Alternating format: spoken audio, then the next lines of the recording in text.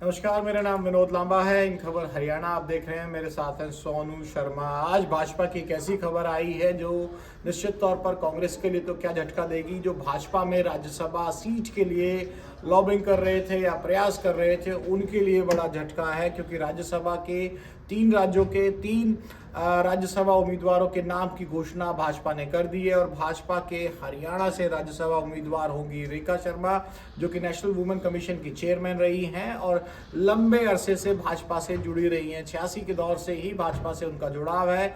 रेखा शर्मा को टिकट दी है। तो मेरा जो इंट्रोडक्शन है सोनू, ये झटका भी है, और झटका ही भाजपा के उन लीडर्स के लिए जो लगातार कोशिश कर रहे थे कि कहीं ना कहीं जुगाड़ लग जाए और कोई नेता उनके नाम की सिफारिश करके उन्हें राज्यसभा भिजवा दे। देखो सर, बीजेपी ने ना हरियाणा में या बीजेपी ने कांग्रेस को इतने झटके दे दिए। अब कांग्रेस तो झटके सहने के लायक बची नहीं, तो वो अपनी पार्टी में ही लोगों को झटके पे झटके दे रही है। और इसमें सबसे बड़ा जो दिग्गज नाम है कुलदीप बिश्नोई है, जिनका पत्ता कट गया एक तरह से। पहले विधानसभा, लोकसभा और अब राज्यसभा की एक उम्मीद लगाए बैठे थे, तो उनका पत्ता कट गया। उन्होंने जिस तरह से दिल्ली में मुलाकातों का दौर किया था, तो ये लगभग माना जा रहा था कि बीजेपी उन्हें राज्यसभा भेज सकती है। लेकिन उन्होंने बीजेपी ने जो हर बार बीजेपी चौंकाने के लिए जानी जाती है, बीजेपी ने अब की बार भी वही चौंकाया, और चौंकाया ऐसा कि इस हरियाणा से भी बाहर के आदमी को राज्यसभा में भेज दिया। कि जो हरियाणा के जितने भी उम्मीदवार उम्मीद लगाए बैठे थे, चाहे मोहनलाल बड़ौली, हालांकि मोहनलाल बड़ौली ने सर से बातचीत में खुद मना कर दिया था, लेकिन मुझे लगता है कि मोहनलाल बड़ौली साहब अपनी इज्जत बचाने में, क्योंकि प्रदेश अध्यक्ष और साफ तौर पे कह रहे हैं भाई मनने नहीं चाहिए, और मैं इस मामले में तारीफ करूंगा मोहनलाल बड़ौली साहब की, क्योंकि इससे पहले जब विधानसभा में टिकट की बात वही आना चाहता हूं। मतलब मोहनलाल बड़ौली के सोर्स सही रहते हैं सर, पार्टी में मतलब अच्छे उनका सोर्स नहीं, अपना स्टैंड ठीक रहता है। क्योंकि सीएम साहब तो हम पत्रकारों के होते हैं, सीएम साहब जो उनका स्टैंड है वो बड़ा क्लियर होता है। और वो पहले लीडर से जिन्होंने साफ तौर पे कह दिया था कि राय विधानसभा से वो चुनाव लड़ने नहीं जा रहे। और इस बार भी उनसे जब भी बात की गई, उन्होंने साफ तौर पे कहा कि वो राज्यसभा के लिए कोई ना तो प्रयास कर रहे हैं, ना कोई प्रयास करने से कुछ होता है, ना वो राज्यसभा जाने के इच्छुक है। पार्टी ने जो मान सम्मान दिया है प्रदेश अध्यक्ष के तौर पर, उसी को निभाना चाहते हैं। तो बड़ी चौंकाने वाली खबर। और कुलदीप बिश्नोई का जिक्र इसमें बार बार इसलिए हो रहा है क्योंकि लगातार मुलाकातें हुई। उनकी मुलाकात केंद्रीय गृह मंत्री अमित शाह साहब से हुई, नड्डा साहब से हुई, और मनोहर लाल साहब से भी। उनकी मुलाकातों के बाद जब 3 फोटो उनकी टीम के द्वारा जारी हुए, तो कहीं ना कहीं लगा कि बात बन जाएगी। और ये जरूरत थी भी उनको, क्योंकि भव्य बिश्नोई भी हरियाणा विधानसभा में नहीं पहुंच पाए हैं। और आदमपुर से जो परंपरागत सीट रहती है भजन लाल साहब की, जो पूर्व मुख्यमंत्री हैं, स्वर्गीय मुख्यमंत्री हैं, वो सीट भी गंवा चुके हैं। तो उस परिवार में से अब चंद्रमोहन बिल्कुल ये बड़ा झटका है सर बिश्नोई फैमिली के लिए। चंद्रमोहन के अलावा नहीं उनके परिवार से कोई अब विधानसभा में है, नहीं लोकसभा में और राज्यसभा में नहीं। और यही सेम ऐसा ही झटका पूरी कांग्रेस के लिए भी है। कांग्रेस के लिए भी अब हरियाणा से राज्यसभा में कोई नहीं होगा, तो ये झटके पे झटके कांग्रेस को भी लग रहे हैं। और बीजेपी में जो खुद के उनके उम्मीदवार की जो आस लगाए बैठे हुए थे कई बड़े चेहरे, बनवारी लाल का नाम भी पिछले 2-3 दिन से निकलकर बनवारी लाल का नाम बिल्कुल निश्चित तौर पर था, क्योंकि कृष्णलाल पवार साहब अब इस सीट को खाली करने के बाद, क्योंकि वो विधानसभा चले गए, विधायक बने, और विधायक बनने के साथ ही मंत्री बने, तो हो लगता था कि कहीं ना कहीं दलित कोटे में एक और मिल जाएगा। ब्रेकिंग तो चलो हमने बताई दी, दर्शकों को पता ही लग गया भी। रेखा शर्मा है, उत्तराखंड की रहने वाली, और महिला आयोग में काम किया करीब 9 साल तक, तो उनको टिकट दिया। सर इसमें डिस्कशन ये है कि बीजेपी का आप ये देखो सर, बीजेपी कोई फॉर्मेट नहीं अपनाती। कांग्रेस देखोगे आप, अध्यक्ष दलित होगा, ठीक है, फॉर्मूला, हाँ फॉर्मूला उन्होंने एक सेट कर रखा है भाई। अध्यक्ष दलित अध्यक्ष बना दिया तो नेता प्रतिपक्ष जाट बना दिया। लेकिन बीजेपी क्या है, ऐसे चौंका देती है। उसने एक अपना पकड़ के नहीं रख रखा कि भाई हमें ये सेट रखना है। कांग्रेस का तो मैं पुराने समूह फूलचंद मुलाना के टाइम से मैं देखता रहा हूँ सर कि ये ऐसा ही होता है। फूलचंद मुलाना साहब के समय से देख लीजिए, तंवर साहब की बात कर लीजिए आप, इसके अलावा शैलजा जब थे, तो लगातार इस तरह के लीडर्स को कहीं ना कहीं प्रदेश अध्यक्ष में थे। यहाँ ये नहीं है कि भाई एक दलित का कोटा, किसी की एडजस्टमेंट कहीं हो सकती है और किसी की एडजस्टमेंट कहीं हो सकती है।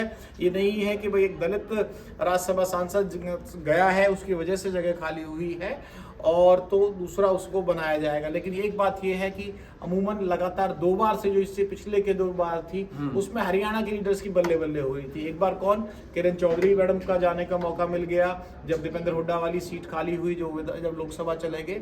और उसके अलावा जब उससे पहले मौका आया था, तो उस मौके पर किसने बाजी मारी, उसमें मारी थी सुभाष बराला साहब ने बाजी। तो ये राज्यसभा का जो खेल था जाने का, इसमें रेखा शर्मा ने बाजी मार दी है।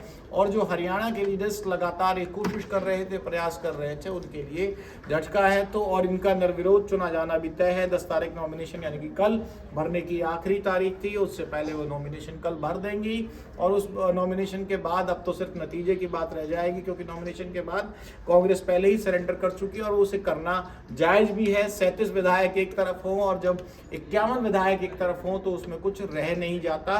उन्होंने साफ तौर पर कहा पूर्व नेता प्रतिपक्ष और पूर्व मुख्यमंत्री ने कि हमारे पास नंबर ही नहीं है तो हम किस बात की दावेदारी करें।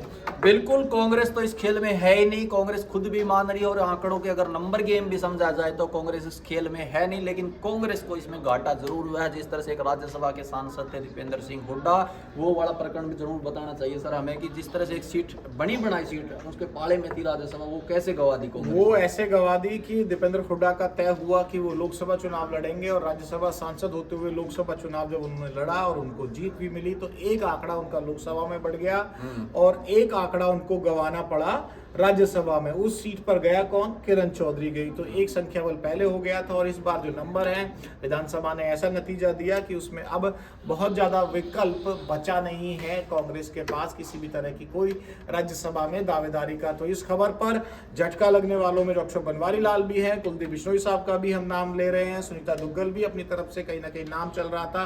अब वो कितना प्रयास कर रही थी नहीं कर रही थी, कैप्टन साहब भी तो आस लगाए हुए बैठे, इनका तो नाम हमेशा आता है। कैप्टन अभिमन्यु की आप बात कर लीजिए, ओपी धनखड़ की बात कर लीजिए, दो नाम तो ऐसे हैं कि कहीं भी कोई जिक्र होता है कि प्रदेश अध्यक्ष की बात आएगी या फिर राज्यसभा की बात आएगी, दो नाम तो ये फिक्स कर रखे। मुझे लगता है जानबूझ के भी इनका नाम कटवाने के लिए भी लोग ज्यादा इनका नाम चलाने की कोशिश करते हैं। लेकिन ये फार्मूला जो कहा ना आपने कि जिसका नाम चलता है वो कटता है, ये भाजपा में फार्मूला है। और ये मोहनलाल वडोली साहब कहते हैं कि ऑन कैमरा कि भाई जिसका चल गया उसका तो वैसे ही नहीं होना। बिल्कुल, और कटता है सर। इसमें एक आप ये देखो डीपी वत्स पहले से है और रेखा शर्मा को भेज दिया, तो मतलब बीजेपी ये भी नहीं देख रही कि भाई आप एक जात से हो। तो जिस तरह से हम डिस्कस कर रहे थे ना एक दिन कि भाई वो तो भेज दिया, सुभाष बराला है, किरण चौधरी चली गई, दो जाट हो गए, तो भाई जाटों का नंबर नहीं आएगा। देखो या तो पंडित पहले डीपी वत्स साहब हैं तो रेखा शर्मा को भेज दिया और वहां से पहले किरण चौधरी बराला साहब खुद थे तो किरण चौधरी को भेज दिया। तो मतलब बीजेपी कोई भी ऐसा साहब का जब पूरा हो लिया कार्यकाल उसके बाद की परिस्थितियां भी बदली, लेकिन ऐसा इसमें लगातार होता रहता है और ये लगातार बात है। भाजपा ने सरप्राइज किया है रेखा शर्मा, हालांकि पार्टी की एक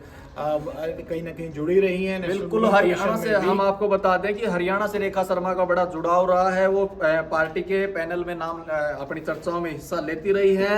हिमाचल प्रदेश के ये 1986 के लगभग इन्होंने अपनी जो राजनीतिक यात्रा वो शुरू कर दी थी। वर्तमान जो प्रधानमंत्री है नरेंद्र मोदी, उनके साथ उन्होंने हरियाणा, पंजाब, हिमाचल प्रदेश में प्रभारी थे, तो उनके कार्यक्रमों में कराने में जो इनकी जिम्मेदारी थी वो बड़ी जिम्मेदारी रहती थी। मतलब पार्टी से जुड़ी रही है। मोटी बात एक ये है कि पार्टी से जुड़ी रही है, ऐसा नहीं कि कोई बाहर का लाके सीधा बना दिया हो कोई कांग्रेस ज्वाइन करने वाला।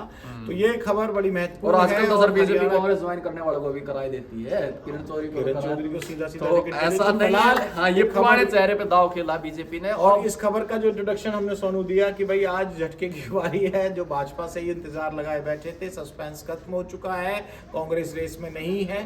तो ये खबर का जो मुख्य चर्चा या आकर्षण था वो आज लगभग मुझे लगता पूरा हो जाएगा। अब तो तस्वीरों का इंतजार रहेगा कि रेखा शर्मा जब पहुंचती हैं चंडीगढ़ विधानसभा में, चंडीगढ़ जो हरियाणा और पंजाब दोनों की विधानसभा है, और वहां विधानसभा में जब हरियाणा विधानसभा में पहुंच के नॉमिनेशन भरेंगी तो उनके बाद उनकी तमाम जो चीजें हैं ऑटोमेटिकली बाय डिफॉल्ट ये कह सकते हैं कि कोई वोटिंग या उस तरह की चीज़ों की जरूरत बहुत ज़्यादा नहीं पड़ने वाली है। नंबर में निर्विरोध सा ही उनका चुना जाना तय है। तो रेखा शर्मा होंगी हरियाणा के कोटे से वो 5वीं सांसद जिसके बाद राज्यसभा में कांग्रेस का हरियाणा कोटे से सुपड़ा हो जाएगा साफ। नमस्कार।